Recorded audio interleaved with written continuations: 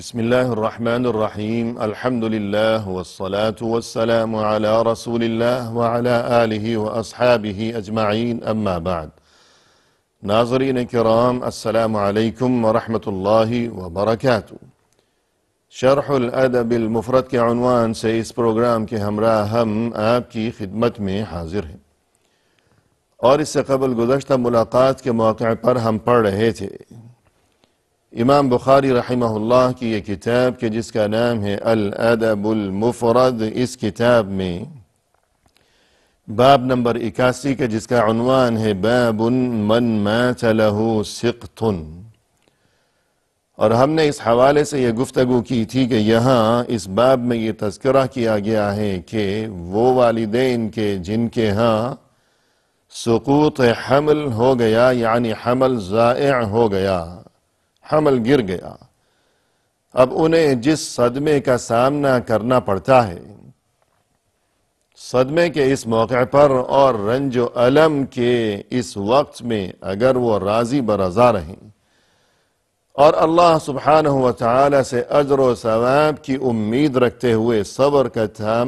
کا دامن ہمیشہ کے لیے تھام لیں،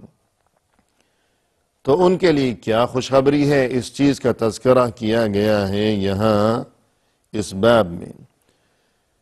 تو آئیے ناظرین، ہمارے سامنے یہ حدیث نمبر ہے 152، اسے ہم پڑھتے ہیں۔ فرمایا کہ عن یزید بن ابی مریم عن امہ عن سہل بن الحنظلیہ وكان لا يولد له فقال لأن يولد لي في الإسلام ولد سقط فأحتسبه أحب إلي من أن تكون لي الدنيا جميعا وما فيها، وكان ابن الحنظلية ممن بايع تحت الشجرة۔ یہ راوی یزید ابن ابی مریم یہ اپنی والدہ سے روایت کرتے ہوئے فرماتے ہیں کہ میری والدہ نے سہل ابن الحنظلیہ رضی اللہ عنہ کا یہ قول نقل کیا ہے، یعنی ناظرین کرام یہ حدیث نہیں ہے، یہ رسول اللہ صلی اللہ علیہ وسلم کا ارشاد نہیں ہے، بلکہ یہ صحابی کا اثر ہے، صحابی کا قول ہے کہ وہ صحابی جن کا نام ہے سہل ابن الحنظلیہ کہ انہوں نے یوں فرمایا، اور انہوں نے جو بات ارشاد فرمائی اس کی طرف منتقل ہونے سے قبل یہ راوی یوں کہتے ہیں کہ یہ بات ذہن میں رہنی چاہیے کہ سہل ابن الحنظلیہ رضی اللہ عنہ جنہوں نے یہ بات کہی ہے جو یہاں بیان کی گئی ہے اس اثر میں، تو ان کی کیفیت یہ تھی کہ وَكَانَ لَا يُولَدُ لَهُ، کہ ان کے ہاں بچوں کی پیدائش نہیں ہوا کرتی تھی، کہ ان کے ہاں صورتحال یہ تھی کہ ہمیشہ حمل ساقط ہو جایا کرتا تھا، وہ حمل گر جایا کرتا تھا، ضائع ہو جایا کرتا تھا۔ تو یقیناً یہ تو بہت بڑے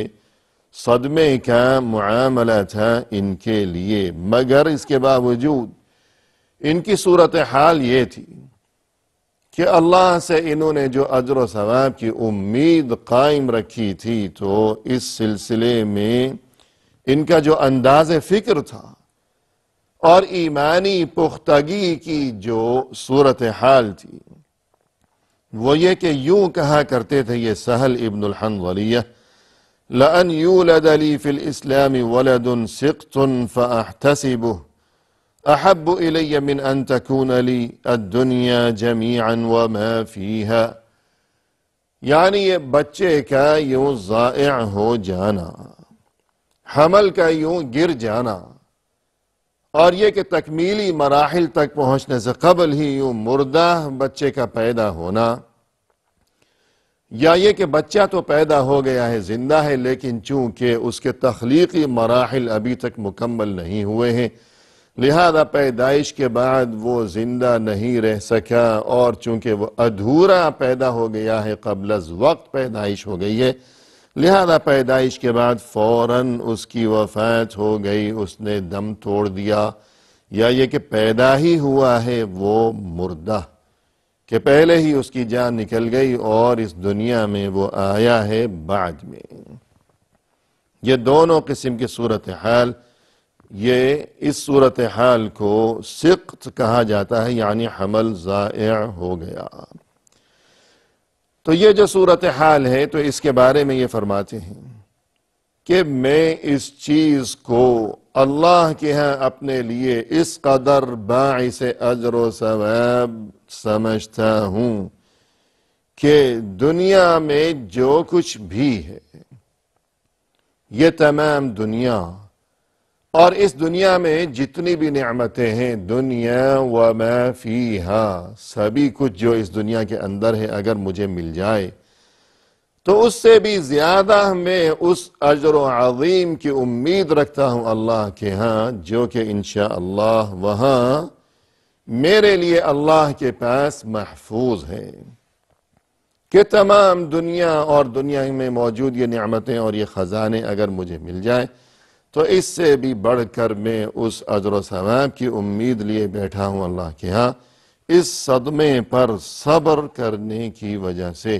کہ حمل ضائع ہو گیا، بچہ ضائع ہو گیا، تو اس چیز پر میں یوں اجر و ثواب کی امید رکھتا ہوں اللہ سے۔ لہذا مقصد یہ ہے ناظرین کرام کہ یہ بات کہنے والے کوئی معمولی انسان نہیں ہیں، کوئی عام شخص نہیں، بلکہ رسول اللہ صلی اللہ علیہ وسلم کے یہ صحابی ہیں، تو لہذا جب ان کا انداز فکر یہ ہے تو ہم سبھی کا انداز فکر بھی یہی ہونا چاہیے کہ اگر حمل ضائع ہو گیا ہے خدا نخواستہ تو رنج و غم کے اس موقع پر انسان بجائے اس کے کہ اس بات کو، اس صدمے کو دل میں رکھے اور رنج و غم کو دل سے لگائے ہوئے بیٹھا رہے اور بس آنسو ہی بہایا کرے، تو یوں کرنے کی بجائے انسان کو چاہیے کہ اللہ سے عظیم اجر و ثواب کی امید رکھے اور یہ کہ صبر کا دامن تھامے رکھے۔ آگے یہ راوی فرماتے ہیں کہ وَكَانَ ابْنُ الْحَنْظَلِيَّةِ مِمَّنْ بَايَعَ تَحْتَ الشَّجَرَةِ، یعنی یہ جو صحابی ہیں کہ جنہوں نے یہ بات ارشاد فرمائی ہے، صحابہ کرام رضوان اللہ علیہم اجمعین میں سے بھی پھر جو ان میں آپس میں فرق مراتب تھا اور ان میں آپس میں جو درجات تھے، کہ ظاہر ہے کہ اللہ کے ہاں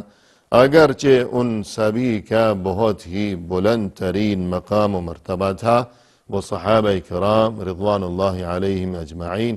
کہ سبھی کا بہت ہی بڑا مقام و مرتبہ تھا یقیناً، لیکن اس کے باوجود ان میں بھی آپس میں فرق مراتب تھا کہ صحابی ہونے کے باوجود کسی کا درجہ کم ہے دیگر صحابہ کرام کی بنسبت، اور ان میں سے کسی کا درجہ زیادہ ہے، کہ مثلا جو 10 مبشرہ ہیں اور اسی طرح خلفائے راشدین ہیں اور یہ کہ اہل بدر ہیں وغیرہ وغیرہ، تو ان میں آپس میں درجات میں فرق ہے، اونچ نیچ ہے۔ تو وہ صحابہ کرام رضوان اللہ علیہم اجمعین جو بیعت رضوان کے موقع پر حاضر تھے اور شریک تھے، کہ وہ بیعت کے جس کا تذکرہ قرآن کریم میں بھی کیا گیا ہے، اور یہ کہ اس موقع پر جو حضرات موجود تھے اور جنہوں نے رسول اللہ صلی اللہ علیہ وسلم کے دست مبارک پر بیعت کی تھی، جان نثاری کی بیعت، صلح حدیبیہ کا وہ واقعہ جو کہ سن 6 ہجری میں پیش آیا تھا، اور پھر اسی موقع پر وہاں حدیبیہ کے مقام پر، حدیبیہ جو کہ مکہ مکرمہ سے جدہ کی طرف جاتے ہوئے راستے میں وہ مقام موجود ہے، آج کل اسے حدیبیہ بھی کہا جاتا ہے لیکن عام طور پر شمیسی کہا جاتا ہے۔ تو حدیبیہ کے مقام پر ایک درخت کے نیچے رسول اللہ صلی اللہ علیہ وسلم کے دست مبارک پر جو جان نثاری کی بیعت کی تھی، ان صحابہ کرام رضوان اللہ علیہم اجمعین نے فرمایا قرآن کریم میں لَقَدْ رَضِيَ اللَّهُ عَنِ الْمُؤْمِنِينَ إِذْ يُبَايِعُونَكَ تَحْتَ الشَّجَرَةِ، یقیناً اللہ تو راضی ہو گیا ان اہل ایمان سے کہ جو اے ہمارے نبی صلی اللہ علیہ وسلم آپ کے ہاتھ پر بیعت کر رہے تھے وہاں اس درخت کے نیچے، یعنی خود قرآن کریم میں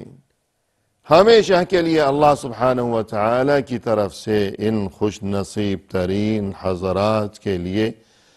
رضامندی و خوشنودی کی اس خوشخبری سے انہیں شاد کام کیا گیا ہے۔ یہی وجہ ہے کہ یہ رضوانی حضرات ان کا بہت بڑا مقام و مرتبہ ہے۔ تو انہی رضوانی حضرات میں سے سہل ابن الحنظلیہ رضی اللہ عنہ بھی تھے، تو ان کا مقام و مرتبہ تو بہت بلند ترین ہے، لہذا ان کی جو سوچ ہے، ان کی ہر بات اور ان کا انداز فکر اور ان کا ہر ارشاد ہمارے لیے اس میں گویا کہ ایک روشن مثال ہے۔ اس کے بعد آگے ناظرین یہ ہمارے سامنے حدیث ہے کہ جس کا نمبر ہے 153۔ فرمایا کہ عن عبداللہ بن مسعود رضی اللہ عنہ قال قال رسول اللہ صلی اللہ علیہ وسلم أيكم مال وارثه أحب إليه من ماله؟ قالوا يا رسول الله ما منا من أحد إلا ماله أحب إليه من مال وارثه، فقال رسول الله صلى الله عليه وسلم اعلموا أنه ليس منكم أحد إلا مال وارثه أحب إليه من ماله، مالك ما قدمت ومال وارثك ما أخرت۔ یعنی عبداللہ ابن مسعود رضی اللہ عنہ نے فرمایا کہ رسول اللہ صلی اللہ علیہ وسلم نے یہ ارشاد فرمایا کہ آپ صلی اللہ علیہ وسلم نے ایک موقع پر اپنے صحابہ کرام رضوان اللہ علیہم اجمعین کو مخاطب کرتے ہوئے یوں دریافت فرمایا، پوچھا ان سے ایکم مال وارثہ احب الیہ من مالی، کہ تم میں سے وہ کون ہے کہ جسے اپنے وارث کا مال زیادہ محبوب ہو خود اپنے مال کے مقابلے میں، کہ خود اپنا مال جو ہے وہ کم پسند ہے جبکہ اپنے وارث کا مال اسے زیادہ پسند ہے۔ تم میں سے ایسا کون شخص ہے؟ تو سبھی نے عرض کیا کہ ایسا تو کوئی بھی نہیں ہے، بلکہ صورتحال تو یہ ہے یقیناً کہ ما منا من احد الا مالہ احب الیہ من مال وارث، کہ اپنا مال ہمیں زیادہ پسند ہے بنسبت اپنے وارث کے مال سے، کہ وارث کا مال وہ تو وارث کا ہے، غیر کا مال ہے، پرایا مال ہے، اس سے کیا لینا دینا۔ ہاں جو ہمارا اپنا مال ہے وہ تو بہت زیادہ پسند ہے، بہت اچھا لگتا ہے کہ ہمارا مال ہے، وارث کے مال سے کیا لینا دینا۔ لیکن کیا صورتحال پیش آ گئی؟ رسول اللہ صلی اللہ علیہ وسلم نے جب یہ جواب سنا تو فرمایا اعلموا انہ لیس منکم احد الا مال وارثہ احب الیہ من مالہ، نہیں، تمہاری یہ بات غلط ہے، تم نے یہ جو جواب دیا کہ اپنا مال زیادہ پسند ہے وارث کے مال کی بنسبت کہ وارث کے مال کو کیا کرنا، وہ تو پرایا مال ہے، اپنا مال اچھا لگتا ہے، یہ غلط جواب دیا تم نے۔ حقیقت مجھ سے سن لو، حقیقت یہ ہے کہ تم میں سے ہر ایک کی حقیقت یہ ہے کہ اسے اپنے مال کی بنسبت اپنے وارث کا مال زیادہ اچھا لگتا ہے۔ کیوں؟ کیا معاملہ ہے اور اس بات کا مقصد کیا ہے؟ مقصد یہ ہے کہ مالک ما قدمت ومال وارثک ما اخرت، بات یہ ہے کہ جسے سمجھنا انتہائی لازمی ہے کہ تمہارا مال تو فقط وہی ہے جو تم نے آگے بھیج دیا، یعنی اللہ کی راہ میں اور بھلائی کے کاموں میں جو تم نے خرچ کر دیا ہے بس وہی تمہارا مال ہے، اور جو مال تم سنبھالے بیٹھے ہوئے ہو اپنے پاس محفوظ رکھا ہوا ہے جسے دیکھ کر تم خوش ہوتے رہتے ہو، یہ تو تمہارا مال ہی نہیں ہے، ایسے ہی سنبھالے بیٹھے ہو، یہ تو تمہارے وارثوں کا مال ہے۔ یعنی کہنے کا مقصد یہ ہوا ناظرین کرام کہ وہ پیسہ جو کہ انسان نے خود اپنے اوپر خرچ کر دیا، ختم کر دیا ہے، کھایا ہے، پیا ہے یا پہن کر ختم کر دیا، یہ اپنا مال ہے کہ اپنے اوپر استعمال کیا ہے، خود اپنے اوپر خرچ کر دیا ہے۔ اور اس سے بھی بڑھ کر یہ کہ وہ روپیہ پیسہ جو کہ انسان نے اللہ کی راہ میں خرچ کیا ہے، تو یہ اب اس کے لیے وہاں اللہ سبحانہ و تعالیٰ کے ہاں ہمیشہ کے لیے محفوظ ہو چکا ہے۔ اور یہ کہ انسان کو اپنا یہی روپیہ پیسہ اپنی موت کے بعد اپنی قبر میں بھی اور حشر میں بھی اور روز قیامت، اور یہ کہ پھر وہاں جنت میں آخرت میں یہ روپیہ پیسہ وہاں انسان کو اس کا اجر و ثواب نظر آئے گا، بلکہ بہت زیادہ نظر آئے گا۔ جتنا خرچ کیا تھا اس سے بہت بڑھ چڑھ کر وہاں اجر و ثواب نظر آئے گا۔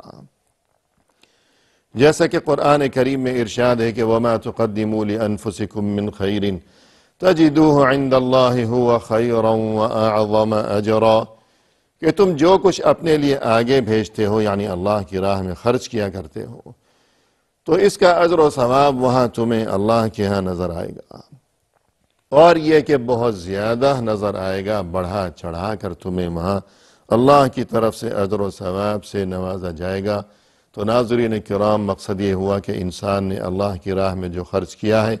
وہی اسے وہاں نظر آئے گا اللہ کے ہاں اپنی موت کے بعد بھی ہمیشہ کے لیے اس سے وہ فائدہ اٹھائے گا۔ تو اپنا مال تو یہ ہے، اور وہ مال جو اس نے سنبھال کر رکھا ہوا ہے اور پھر ایک دن چھوڑ جائے گا خالی ہاتھ، دنیا سے چلتا بنے گا، تو یہ تو وارثوں کا مال ہے۔ وارث فائدہ اٹھائیں گے، وارث مزے اڑائیں گے، ہمیں اس سے کیا ملے گا؟ کچھ بھی نہیں ملے گا۔ تو یوں مقصد یہ ہوا کہ انسان کو چاہیے کہ وہ اپنا مال اللہ کی راہ میں خرچ کیا کرے، نہ یہ کہ سنبھالے بیٹھا ہوا ہے اور یہ کہ خوشی مناتا ہے، حالانکہ حقیقت تو یہ ہے کہ یہ تو مال اس کا ہے ہی نہیں، یہ تو دوسروں کا ہے، غیروں کا ہے، یہ تو پرایا مال ہے، اور گویا کہ یہ بیٹھا ہوا بس پہرا دے رہا ہے اور پہرے دار بنا ہوا ہے، خزانچی بنا بیٹھا ہے۔ تو یوں انسان اس بات کو سمجھے رسول اللہ صلی اللہ علیہ وسلم کے اس ارشاد کی روشنی میں، اور یہ کہ اس چیز کا اس باب سے کیا تعلق ہے کہ باب میں گفتگو یہ چل رہی تھی کہ جس کسی کی اولاد میں سے کوئی حمل ضائع ہو گیا یا اس سے قبل اولاد میں سے کسی کا انتقال ہو گیا، یہ تذکرہ چل رہا تھا۔ اور یہاں بات یہ ہے کہ جو مال خرچ کرے اللہ کی راہ میں تو وہاں اسے اجر و ثواب آخرت میں نظر آئے گا، تو گویا اس کا اپنا مال یہی ہے، باقی تو وہ دوسروں کے لیے، وارثوں کے لیے چھوڑ جائے گا۔ دونوں باتوں میں ربط یہی ہے بالکل مختصر کہ جو اولاد انتقال کر گئی ہے اس کا اجر و ثواب والدین کو وہاں ہمیشہ نظر آئے گا، اگلی دنیا میں، آخرت میں۔ تو اسی طرح جو مال اللہ کی راہ میں خرچ کیا ہے تو اس کا اجر و ثواب بھی ہمیشہ نظر آئے گا انسان کو۔ تو یوں دونوں میں جوڑ ہے، ربط ہے، مناسبت ہے۔ یہی وجہ ہے کہ امام بخاری رحمہ اللہ نے یہ حدیث یہاں اس باب کے تحت درج فرمائی ہے۔ وآخر دعوانا ان الحمد للہ رب العالمین۔